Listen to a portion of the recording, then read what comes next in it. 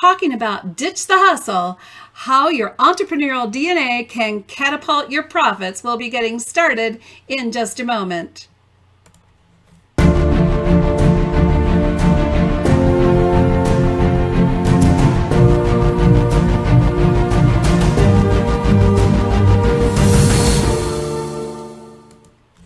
Hi, everyone. I am your host, Virginia Parsons. I'm thrilled that you're taking the time to be with us today.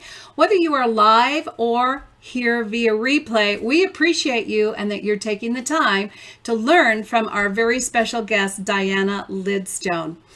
I am Virginia Parsons, the founder of Media Spotlight Marketing and the host of the Inspirational Businesswoman Show. And it is my passion to provide you, the viewer, with a goldmine of inspirational tips, strategies, and advice. Now, today's show is sponsored by hangout-marketing.com, where you can receive a complimentary live stream assessment where you can learn about all the different elements that make up a good live stream and how you can use it to brand, grow, and market your business. So if you'd like to take advantage of that, it will only take you a couple minutes. Just go to hangout-marketing.com or text pound success to 775-800-4179. Now, while you're gathering together, if you think of someone else who might be interested or might benefit from the information that Diana is going to share with us, please help spread the word. You can do that right now while I play the preview for you, and we'll get the interview started in just a moment.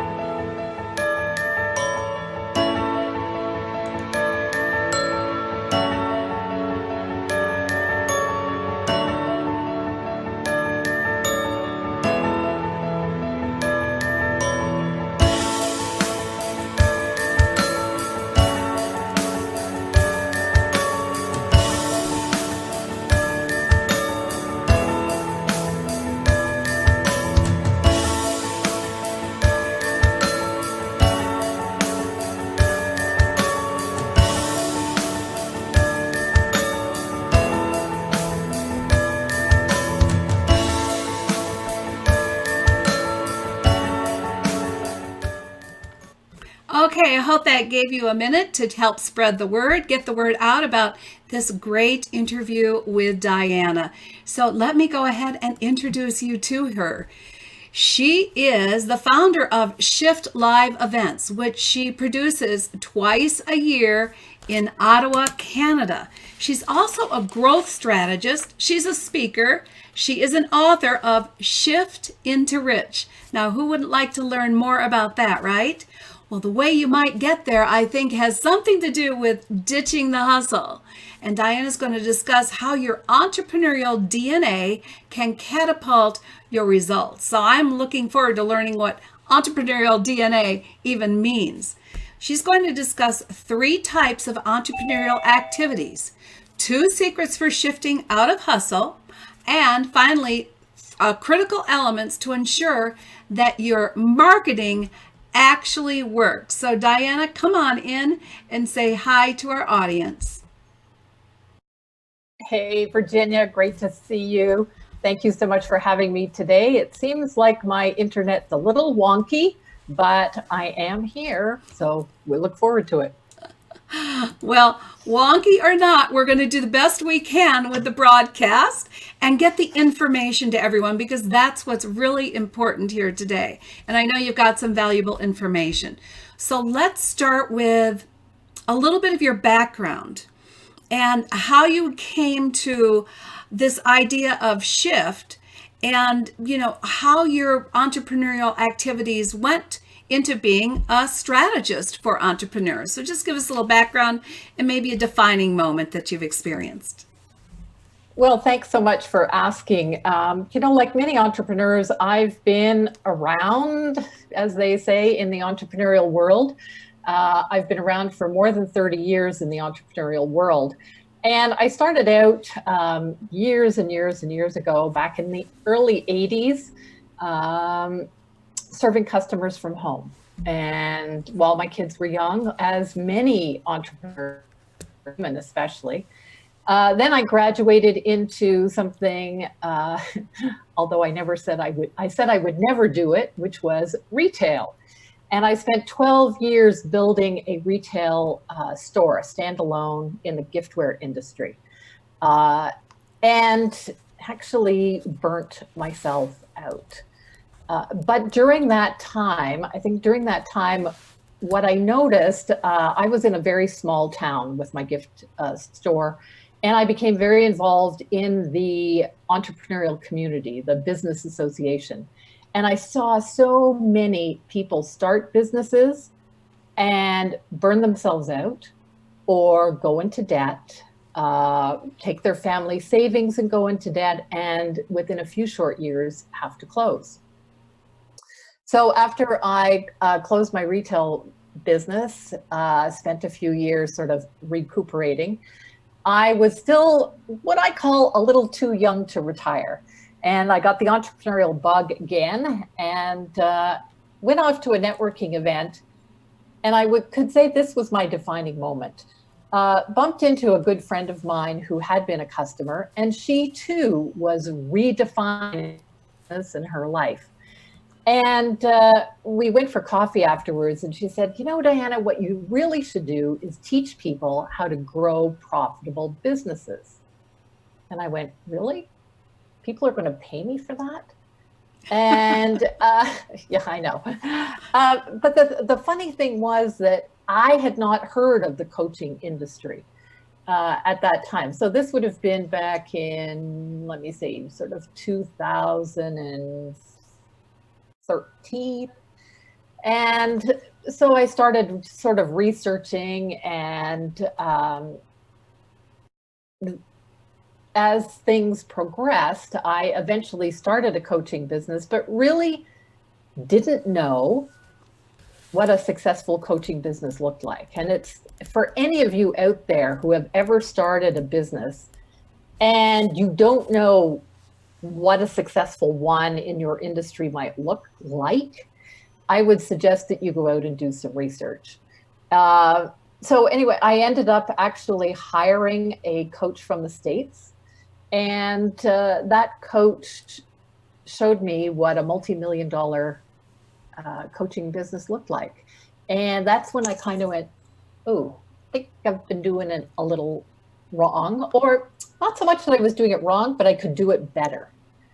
And so that's what I vowed, is that, first of all, my mission was to teach women entrepreneurs that they could grow predictably profitable businesses and at the same time really have a life without the hustle. And that, kind of going forward, that was going to be my focus. This woman, this coach that I had hired, taught me the essentials of what a profitable business looked like, but also predictably profitable. So you know where your profits are coming from every month. And I love that term, predictably profitable. First, I love the double P, the alliteration that goes with it. But I think that's a really important point for any new entrepreneur to realize, because you can get so lost in all the different aspects of business, especially as a solopreneur, that you tend to sometimes not even focus on profitability. You're just trying to get things done, right? Exactly. And so that kind of leads me to that was a good segue, if I could say that, into what I call hustle. So is it okay if I share with your listeners, Virginia, about hustle? Absolutely. Go right ahead. Cool. So they can see in the background here that I've drawn a triangle. And as I like to say, most of us, we start a business because we want something up here. Dollars, quality of life. It might be some financial freedom. It might be flexibility, whatever it is. But our success is up here. But we all start in the same place, right? We all start down here. But I see so many entrepreneurs get stuck in hustle. So let me share with you what hustle kind of looks like. And let's see if any of your readers can chime in and say whether this sounds familiar. So we start and we go, well, we need a website. Well, if we have a website, we must need a blog. If we need a blog, we need a newsletter. If we need a newsletter, we must post it on Facebook. Well, then maybe we should post it on LinkedIn. Well, then maybe back to Facebook ads, webinars, book. Maybe I should write. Maybe I should do podcasts. Maybe I should do this. Maybe. And they're exhausted. That is hustle. And the thing is that out there in the world today, we have social media, and social media shows us all these gurus who are telling us that the next best thing to move our business forward. But what happens in hustle is that it's tactic after tactic after tactic, and we lose momentum. There's no traction moving. Typically, the entrepreneurs here find themselves working really, really hard without getting the rewards, the financial rewards that they want. So maybe they can't settle on a niche. Maybe they sound the same as everyone else. So, maybe they'll introduce themselves and say, well, I'm a business coach, or I'm a podcaster, or if you might say, I'm a real estate agent, or I'm a life coach. Well, when we say things like that, we sound the same as everybody else. Isn't that true? Absolutely. Yeah. So that's kind of what... I just want to interject again. You make such a valid point about the hustle, because one of the things that I specialize in is visibility marketing. And you've said all the things that I talk about a lot as far as getting visible out there that I think are very important. So somehow or other, you have to be able to, as you say, ditch the hustle and be able to make a predictably profitable business, as well as get visible, right? Isn't that part of it? It is. And so there's several ways to get out of hustle. One of them is to have the right mindset. And you can, change your mindset and kind of pop out of hustle, but then fall back down, and pop out of hustle and fall back down. But I say there's two things that are really going to get you out of hustle and stay out of hustle.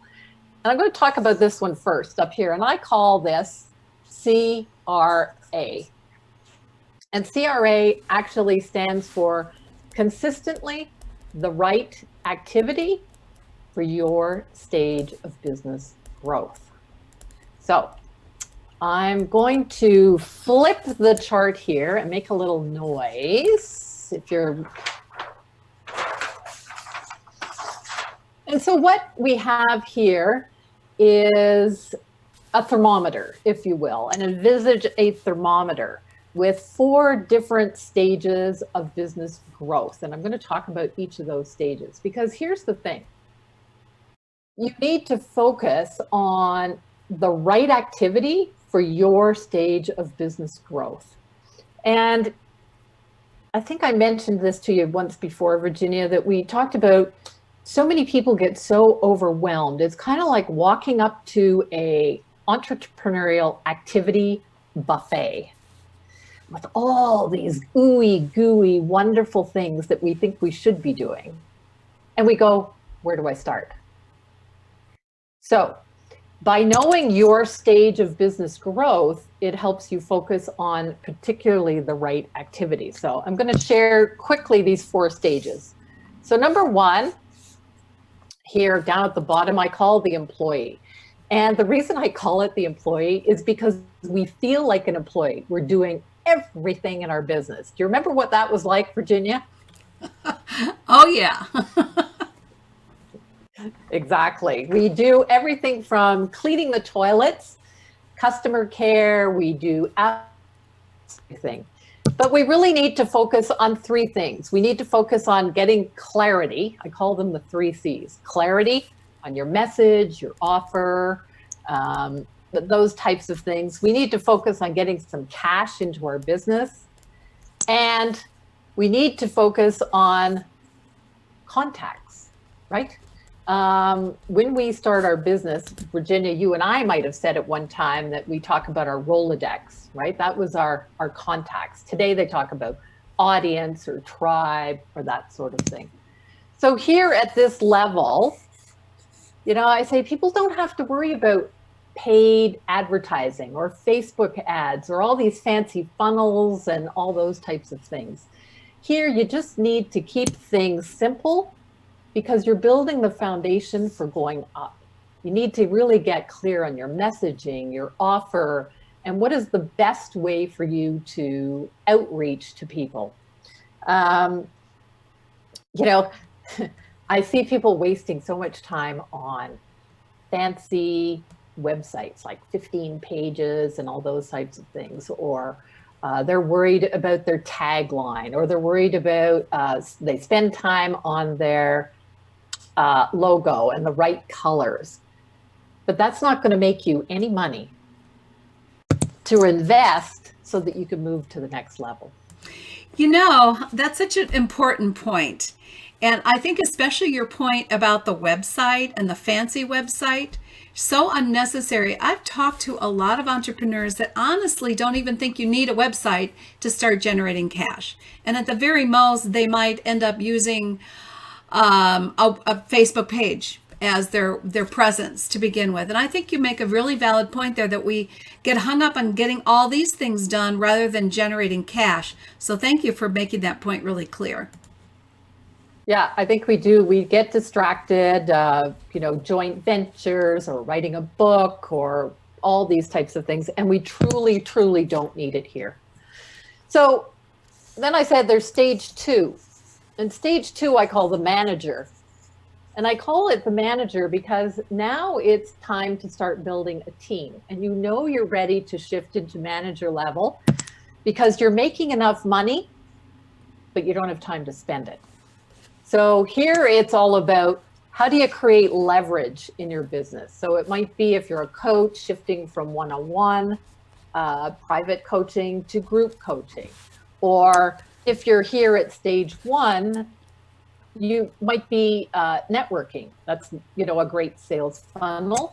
And up here, how can you leverage networking? Well, one way to do that is to be speaking at networking instead of shaking hands. So leveraging. The second is about delegating. So getting things off your plate that aren't in your zone of genius. And the third is creating systems. And one of the best systems that we have to communicate with people, of course, Virginia, you use it, I use it, almost every entrepreneur uses it, and that's your email system. But you still don't need lots of fancy things, right? You don't need Facebook ads at this point. You don't need to have, I'm sure many of you have, I have a client who has a cleaning business. Not my typical client, but he came to me and needed some help. So he has a cleaning business. And I went to his website. He cleans every single thing under the sun. Like he had a list of offerings that was this long. And I went, so how does anybody know what you're the expert at? And that was the question I asked him. And we very quickly figured out what his positioning in the marketplace would be so that he's different than the other cleaning services. But that's at the manager level. And the third level is what I call CEO. And CEO level is where you are earning really good money. You're not focused on the admin, you're focused on the big picture, the vision. You're focused on the vision, you're focused on creating more teams, so you're a leader. And those are the big things. And the new things that you have to learn. See, every level that you go up, you have to learn new skills. And I think that's what a lot of entrepreneurs don't realize. So I think of this as the terminology I've heard before, where you started at the employee level, where you are working in the business, but when you get to the CEO level, you're working on the business. You're looking at the big picture and managing everything. Is that correct? That is correct. And what happens is that sometimes what happens is the CEO goes, oh, I'm kind of bored. So I'm going to go down here and I'm going to fiddle with the things at the other levels. And that's when trouble starts. They need to stay in their zone of genius up here. And last but not least, stage 4 is what I call legacy. And this might be where you're working on, what is your exit strategy? Or how do you diversify? Those types of things. And as you go up each level, of course, there's different incomes and that sort of thing. But the thing is that there are definite things that you don't need to worry about. And so when I start working with clients, we identify what stage they're at, and then where do they want to go. And I give them a very specific list of activities to focus on. So for your listeners, Virginia, maybe they can identify which stage of business they're at for themselves. And then my second question would be, where do you want to go? So most people know where they are. And are they where they want to be? Most people might say no. Well, that's really important because that's how you move forward. And as you say, with predictable profitability. Yeah. So now there are, you said, 2 secrets for shifting out of hustle. Did you want to go over that with everyone? Yep. I want to flip back here. So the first secret is this CRA. It's really zoning in on what stage of business you're at and focusing on achieving those assets, if you will. So for instance, if you're at stage 1 at the employee, do you have a lead magnet on your website? So that's one thing that I could say that a lot of people don't have. So the second secret, and this is where we come into the DNA. So this is your DNA. And DNA stands for distinctive natural advantage.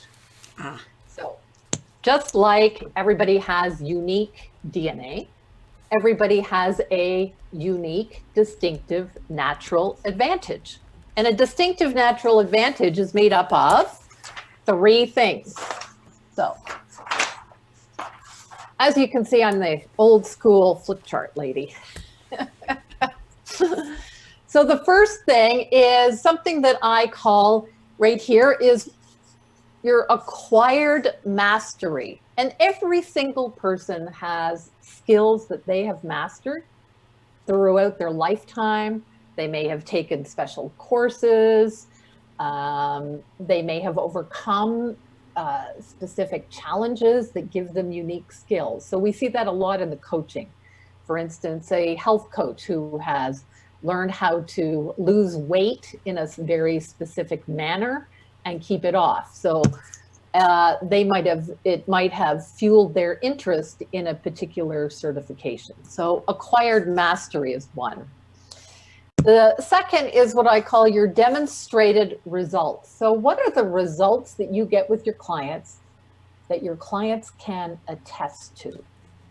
So these are both tangible and intangible. So I'll just share with you a client of mine who I've worked with. They're a multi-million-dollar client, but they had a challenge positioning themselves in the market with their messaging.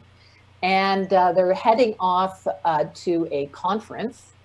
And she goes, Diana, we got a new client. But that wasn't for me, that wasn't the thing that was so interesting. What was so interesting was that they repositioned their brand so that they fell back in love with their business. They got this passion once more for their business. And that's what I've seen is missing often when a business has been ongoing for many years. I'm sure you've spoken to people who have at one time lost their passion for their business, Virginia. Oh yeah, it's.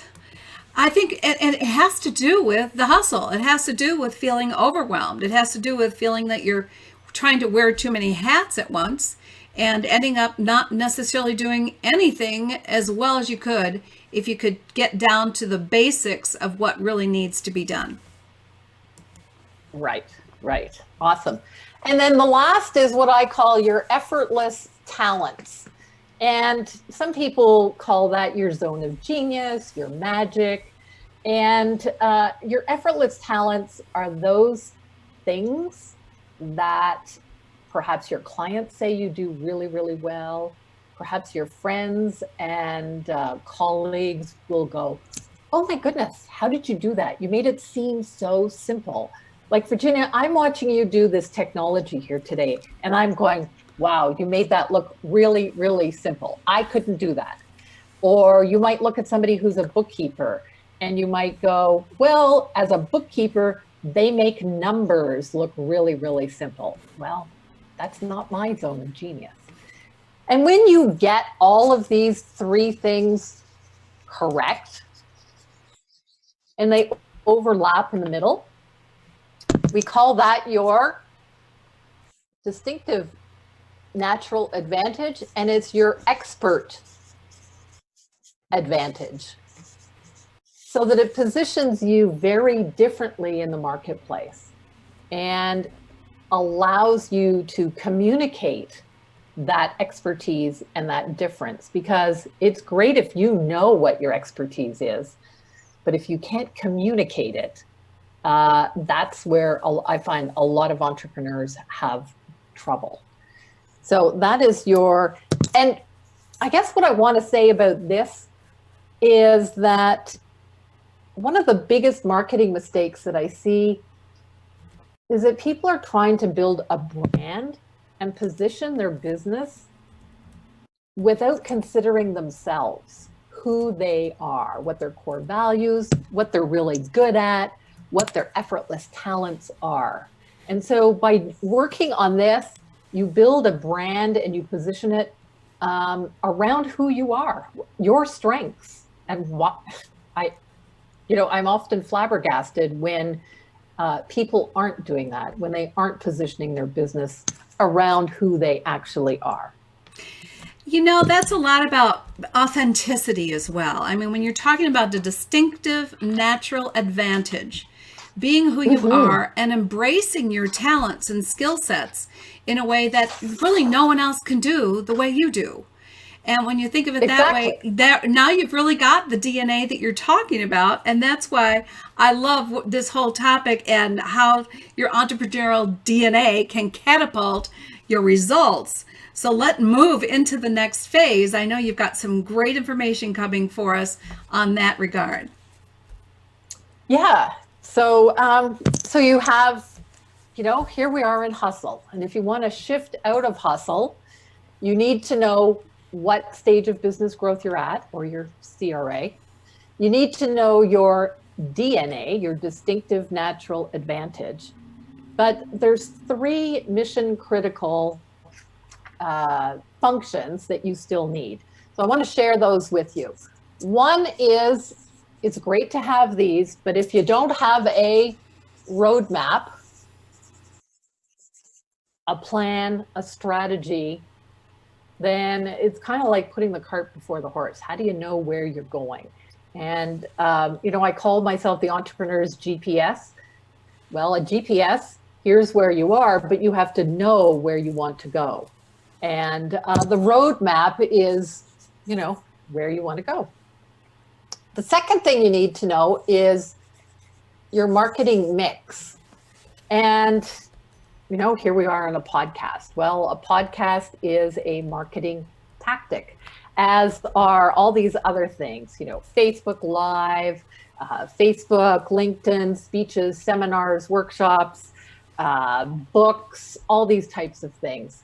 They're all tactics, but the marketing mix here must also be connected to your DNA. So why would someone, so a friend of mine is a broadcaster, radio broadcaster, and a speaking coach.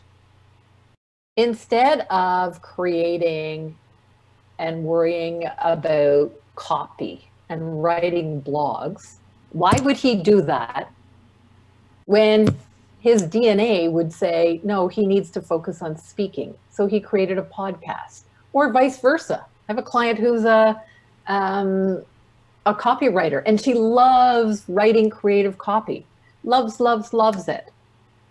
So why would she do speaking? She might eventually, but go with what you are good at already. So you need a marketing mix that supports your roadmap, but that is also connected to your DNA. And the third thing is that expert advantage, right? You need to know how to communicate succinctly, effectively, how you are different than everybody else. So if we took a life coach, how does one life coach explain that they are different than someone else? And if you can't explain it, then certainly how could anybody refer you? How would your prospects know how to say yes to you in a sales conversation? How can you be different? Because being different is what's going to allow you to stand out in the marketplace today, in a very noisy global marketplace. So those important. Important again. I just like to jump in when I'm absorbing so much here, and I've got notes all over my my show notes I have, and then I have notes on top of the notes from you. So I'd like to pause with this for a moment. Can you go a little deeper on the expert advantage, and how does one really distinguish themselves without going into this hustle that you could get drawn back into so easily? Well, what I do with clients when they come to me and say, Diana, I need to know how to communicate this, I do a session that I call Discover Your Difference. And I go right back to those three components of the DNA. So right back to this here. And I have a workbook that I send them. And they fill out the workbook, and we come back and we spend some time figuring out what their message is going to be based on who they are. And we create a positioning statement, and sometimes it resonates, sometimes it's a little uncomfortable. But then I send them out and they have to go test it, because, you know, it's fine for us to sit here and figure something out, but it's the proof of the pudding, as they say. It's when you go out and test it in the marketplace and see the reaction of people. And so an example might be a client who came to me and she says, she introduces herself, I'm an energy worker. And I go, I have no idea what that means. I don't know the results that she gets for people. I don't know the problem that she solves. So we spent some time doing the DNA, discovering her difference. And to bring things very short, we called her the queen of chronic pain relief. Very succinct. People would go, oh, so you solve chronic pain? And she goes, yeah, that's my expertise. Much different than saying I'm an energy worker. So that's what we do in our Discover Your Difference session. So does that answer your question, Virginia? Absolutely. That's just a perfect example of what I was getting at. So now, you know, you've given so much valuable information, and you have even more to give to everyone today. You have a special gift. And what I'm going to do is to click on the thumbnail so that people can see where to get the gift. I'm also going to be typing it in the comment section several places we exist right now. And would you go ahead while I'm doing that and tell people about this gift and why they should take advantage of it? Well, if I remember correctly, Virginia, this gift is you can go and answer a question. And the question that people ask me very often is, what is my next best step in my marketing? And so on my website, we've created a little questionnaire, and it helps you identify where you are.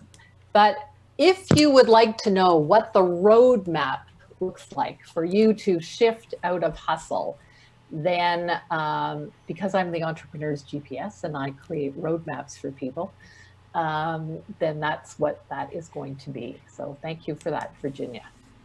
Yeah, so if you all want to take advantage of Diana's gift, all you need to do is go to hmtips.com/Diana gift. It doesn't get any easier to remember than that. And we have checked, the link is working, so everything is good there as well. And I've also typed it into the comment section for people, so they'll be able to see it. And why are you not coming back to us now? No, I'm here. There you are. I'm still here. I am. Yeah, we've been working under a little bit of a technology challenge today, but we wanted to get this information to you. We felt that it was important, and so that's why we went ahead, and technology be danged. Okay. Diana, before we leave, do you have any final words? Something that you want people to carry with them as far as, the big picture, some key words at the end here? I think there's two things. First of all, is that creating a business as a solopreneur is a journey. It's and it can be a long journey. It's not something that happens overnight. As somebody once told me, overnight success is 10 years, but it doesn't have to be 10 years.